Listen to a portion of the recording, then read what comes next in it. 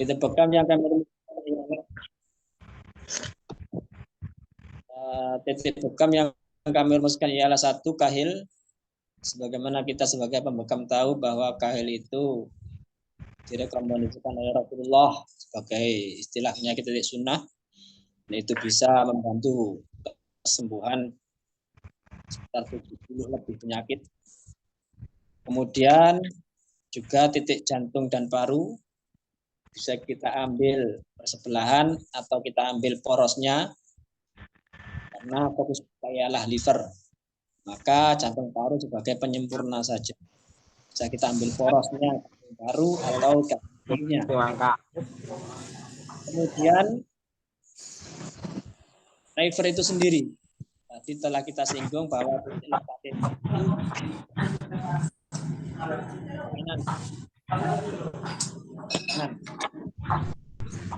Nanti kita singgung ya. Ahdain itu kedua urat leher dan titik keluh. Itu titik-titik bekam yang bisa kita terapkan dalam penanganan penderita liver. Namun sebelum itu kita terapkan, tentu kita butuh wawancara dengan pasien, dan ternyata pasien itu benar-benar penyakitnya itu liver. Tentu kita harus extra safety, harus benar-benar aman dalam praktek pembekaman kita. Aman untuk kita, juga aman untuk pasien kita yang lain. Karena penyakit hati itu termasuk salah satu penyakit yang menular. Dan penularannya itu sangat mudah sekali. Termasuk tadi disebutkan cara penularannya dengan berganti alat, baik jarum atau alat-alat yang lain. Termasuk kebekam juga sebagai potensi berpindahnya virus sebagai penyebab penyakit hati. Atau pen kita yang menempel di darah mereka, pengidap liver, juga berpotensi sebagai alat yang menularkan penyakit itu. Maka sangat dianjurkan jika kita menemui orang yang menderita penyakit hati atau liver, untuk kita sarankan mereka membeli alat sendiri. Kemudian kita bekam dengan ekstra safety kita, sarung tangan juga, dan masker juga. Karena walaupun toh alat tersebut kita telah sterilkan, tidak ada jaminan virus yang penyebab liver tadi benar-benar hilang dari alat kita. Termasuk orang penderita HIV, pecahan narkoba, liver, hepatitis, nah itu semua penyakit yang penularannya sangat mudah. Sehingga para pembekam dituntut untuk extra safety. Bila memang benar-benar penyakitnya liver, dimohon pasien membeli alat bekam sendiri. Karena jika dipaksakan kita membekam, bisa kita beresiko tertular, pasien kita yang lain juga beresiko tertular. Dari sini ada yang perlu kita perbincangkan, silakan yang hadir, Mas Farid.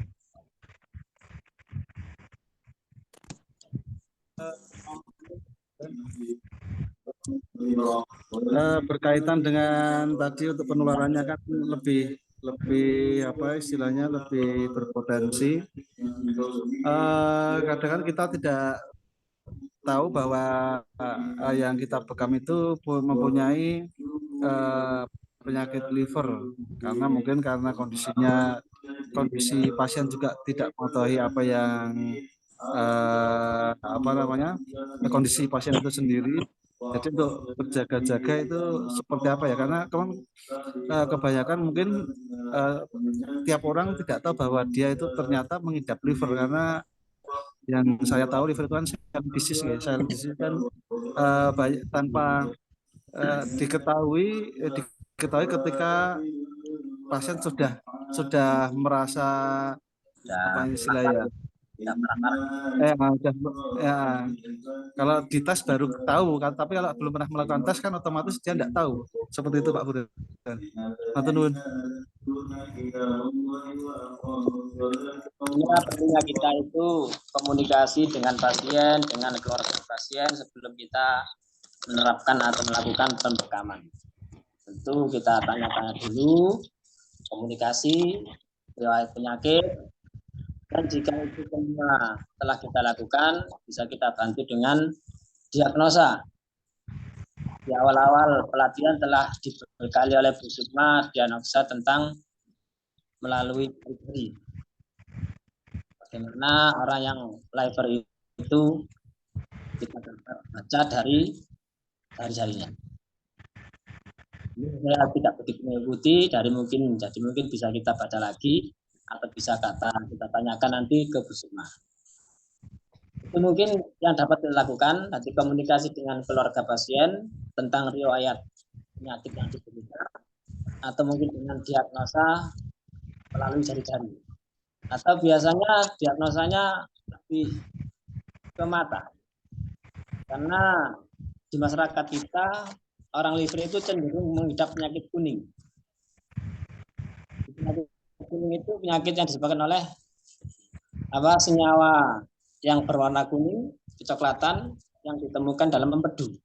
Ketika itu berlebihan dalam darah, itu akan dapat terlihat dengan jelas di mata yang mulai menguning seperti itu. Kemudian indikasi yang nyata juga ada keluhan di bawah di perut bagian kanan, yang mana itu letak anatomi hati itu sendiri. Mudah mual, muntah, dan mudah capek. Itu indikasi yang nyata penderita liver. Di mata mulai menguning karena ada zat yang diproduksi hati. Ketika hati melakukan penyaringan darah tadi, memproduksi zat yang berwarna kuning kecoklatan yang terdapat di empedu tadi. Jika itu berlebih, berarti ada gangguan dalam hatinya. Kemudian ya tadi ada keluhan di bawah perut atau di perut bawah bagian kanan yang itu adalah letak anatomi hati. Jadi mungkin ya itu kita komunikasi dengan pasien, dengan keluarga pasien, terus analisa atau diagnosa penyakit lewat telapak tangan dan dengan melihat mata. Itu semua dapat kita lakukan sebelum pembekaman untuk mengantisipasi bahwa pasien ini mengidap penyakit hati atau tidak. Ya walaupun toh memang ada penyakit hati itu yang tidak menular, penyakit hati yang tidak disebabkan oleh virus, itu tidak menular. Tapi juga tidak boleh kita remehkan, karena kita juga tidak memastikan, tidak bisa memastikan ini penyakit hati yang karena kegemukan, pelemakan hati, sehingga hati kerjanya nggak maksimal bahkan gagal, atau ini karena adanya virus yang menyerang hati, baik virus A, B, C, D, dan seterusnya, tentu kita tidak bisa pastikan. Karena perangkat kita dalam praktek itu tidak dibekali dengan misalkan laborat atau apa tidak. Sehingga ya tadi, kita komunikasi, kita diagnosa, dan kita putuskan langkah. Nah, jika ada indikasi-indikasi ke liver, tentu kita kasih pemahaman kepada pasien sehingga pasien mau membeli alat sendiri dan kita bantu pembekaman. Ya. Itu yang lain bisa memberi tambahan dari Bu Eni atau dari pengalaman teman-teman menjumpai penderita tersebut.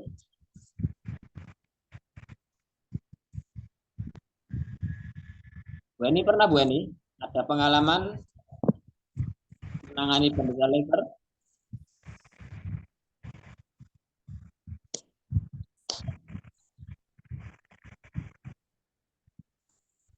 Halo Bu Eni. Tiduran paling. Ini pun Mas Walid pernah menemui penderita liver dan bekam? Ya, jadi kalau apa namanya menangani pasien, saya biasanya lihat kuku dari pasien itu cenderung biasanya warna kuning. Kalau enggak pecah, kukunya itu gampang rapuh. Kemudian kalau tidak, kukunya itu pucat. Nah, itu pasiennya ada gangguan dari livernya. Kemudian dari mata tadi sudah sempat disinggung sama Ustadz Burhan. Itu dari mata biasanya di bola mata yang putih itu ada warna kuning-kuningnya. Nah, itu apa namanya termasuk kena gangguan hati. Kalau saya sarankan itu tadi untuk punya alat sendiri. Tapi kalau memang kita sudah terlanjur menangani pasien hepatitis salah satunya, itu maka langsung sterilisasi. Sterilisasinya pulang ke rumah, kemudian direbus. Kalau saya kan pakai Samura, jadi alhamdulillah aman. Pakai apa namanya yang panas, sterilisasi panas aman. Pakai air apa namanya air panas. Kemudian penanganannya itu juga sama safety, pakai sarung tangan. Alhamdulillah semuanya jalan lancar. Pasien saya saraf kejepit 2 tahun nggak bisa bangun dari tempat tidur, itu komplikasi. Berat badannya 150 kilo, usia 63 tahun. Sekarang sudah normal, jalan, sudah bisa keliling-keliling kompleks, sudah kerja seperti biasa. Kemudian rutin. Dulu 2 minggu sekali. Setelah itu sekarang sudah sebulan sekali.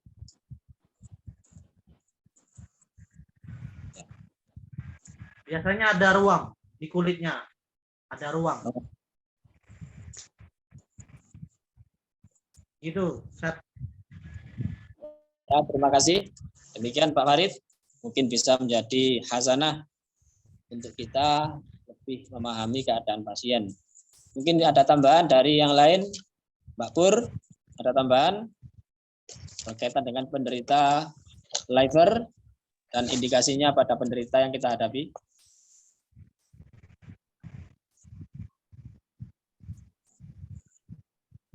Sipun Mbak Pur. Kalau Ya. belum pernah menangani. Kalau untuk penyakit liver belum pernah. Karena saya biasanya menangani pasien yang masih yang capek gitu aja. Kalau yang udah sedikit berat ya liver belum pernah. Ya. Bu Eni pernah ada pengalaman menjumpai pasien dengan penyakit liver?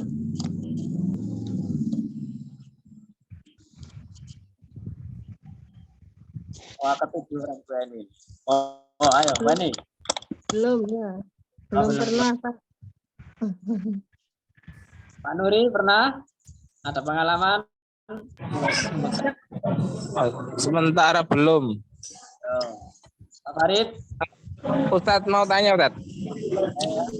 Untuk menangani liver tadi kan sudah dijabarkan. Untuk seumpamanya ada pasien itu kondisinya kan biasanya kalau liver kan lemah ya.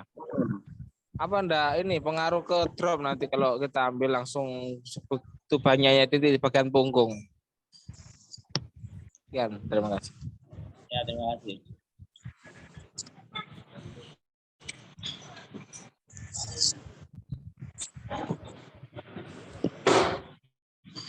Ya Pak Nuri, bisa kita ambil dengan bertahap, dan arti mungkin yang kita tempel 1, 2 dulu, titik-titiknya dulu, nanti pada akhirnya semuanya tercover dengan pengambilan titik-titik yang ada itu. Karena satu sama lain itu saling memberikan dukungan untuk kesembuhan penyakit.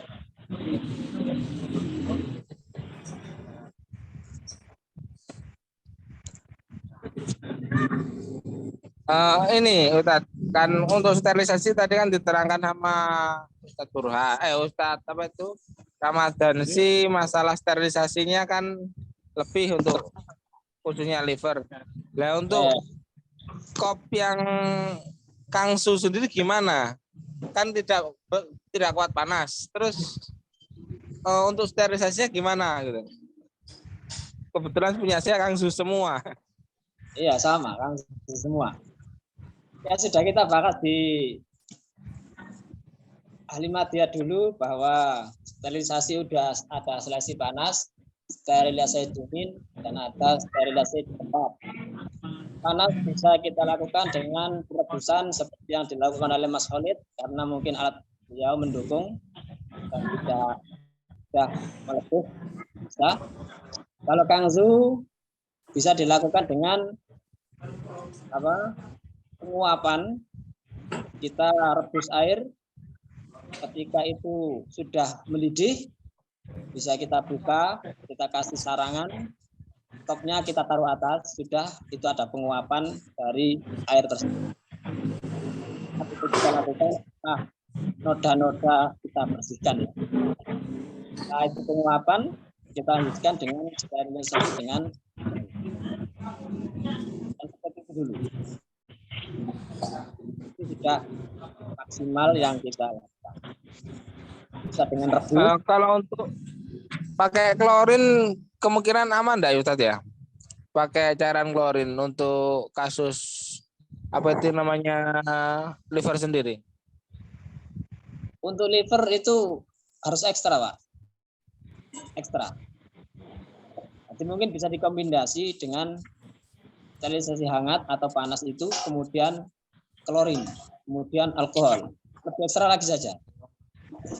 Karena kalau bisa ya tadi pasien punya alat sendiri. Lebih aman juga buat kita dan buat pasien yang lain. Wah. Maksimal juga tentunya. Masih belum aman berarti ya? Ya. Berarti mungkin lebih baik dihindari dulu kelihatannya.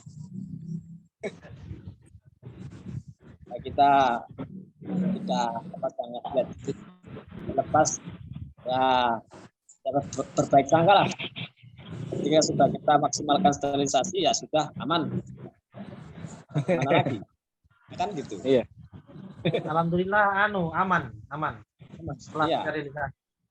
Aman. Sudah saya perhatikan. Oke. Yang penting sterilisasinya apa tadi? Jadi apa namanya lebih fokus.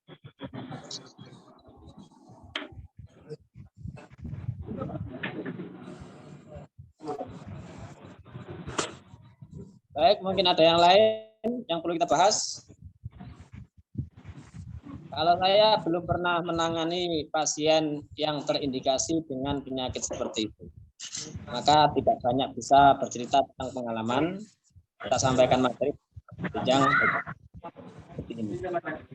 Suatu saat kita akan memakai atau menggunakan ilmu. Saya belum ada pada satu tersebut.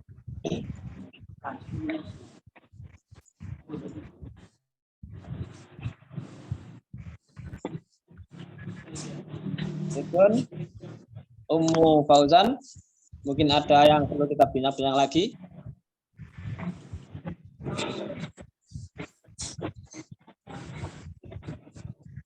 Pak Farid? Belum. Alhamdulillah.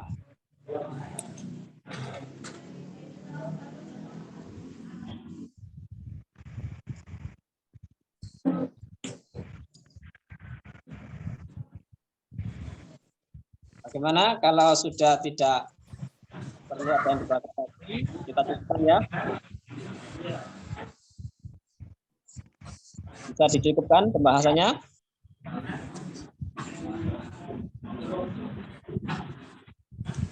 Betul? Cukup ya? Cukup?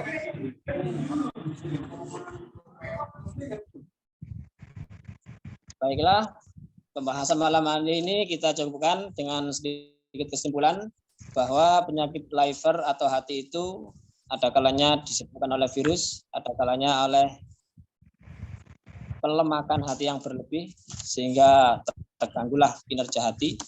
Bahkan jika diteruskan oleh gangguan tersebut akan ada kerusakan, gagal, bahkan kanker hati. Dan penanganannya harus extra safety bagi para pembekam. Kalau bisa pasien yang dengan keluhan tersebut, penyakit tersebut, kita arahkan untuk membeli peralatan bekam sendiri. Dan kita tentu pembekamannya extra safety. Dan andaikan toh terlanjur kita membekam pasien itu, maka ekstra sterilisasi harus kita terapkan, bisa dengan sterilisasi panas. Untuk alat yang kuat dengan panas bisa direbus, adapun yang belum kuat alatnya bisa dikukus atau penguapan oleh air mendidih. Kemudian dibantu dengan klorin atau kaporit cair, rendam 15 menit, kemudian tiriskan, semprot alkohol, kemudian tiriskan, lap tisu, dan yakin itu juga aman dan bisa digunakan lagi. Dan mungkin untuk menganalisa, mendiagnosa bisa kita pakai teknik diagnosa tangan. Komunikasi juga penting kita lakukan dengan keluarga pasien untuk mengetahui riwayat penyakit yang diderita dan juga diagnosa mata. Karena penyakit hati itu bisa kita lihat menjadi kuning karena ada senyawa yang dihasilkan hati yang berlebih, yang mana itu akan merubah tampaan dari mata kita atau mata penderita itu.